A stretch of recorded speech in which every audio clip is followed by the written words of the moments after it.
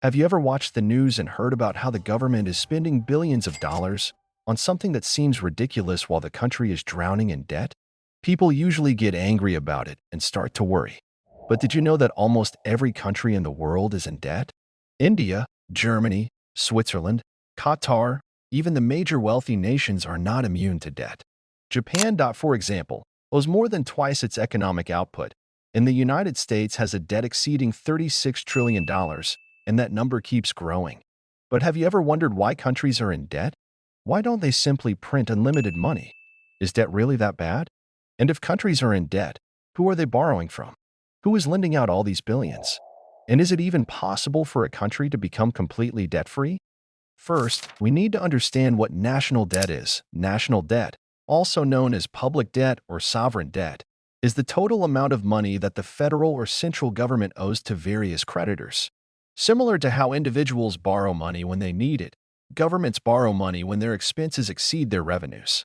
The difference is that governments do not borrow from just one bank. They borrow from multiple sources such as other countries, major financial institutions, and sometimes even directly from their citizens through government bonds. As for national debt, does not only include the debt of the central or federal government, it also includes any financial obligations the government has committed to and needs to repay over time.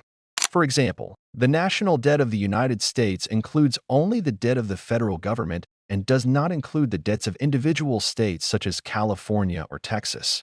It also does not include the personal debts of citizens, such as student loans, credit card debt, or mortgages. But why do countries borrow money? It's important to understand that borrowing is not always a sign of a weak economy. In fact, many economically strong countries resort to borrowing for strategic reasons. On one hand, a country may need to fund large-scale projects that contribute to long-term economic growth, such as building bridges, road networks, and hospitals. On the other hand, a country may face unexpected crises like natural disasters or economic downturns and find itself forced to cover a temporary budget deficit. There are also cases where a country chooses to borrow in order to avoid the inflation that could result from excessive money printing. And it may come to our minds, who lends money to these countries? When the government needs money, it doesn't take it directly from the treasury, but rather issues what is known as government bonds.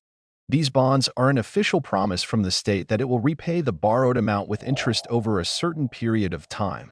These bonds are purchased by a number of parties such as local banks and financial institutions within the country, or foreign investors who see in these bonds an opportunity to make a profit, or other countries that invest their reserves in the debts of strong governments, or even international organizations such as the World Bank and the International Monetary Fund.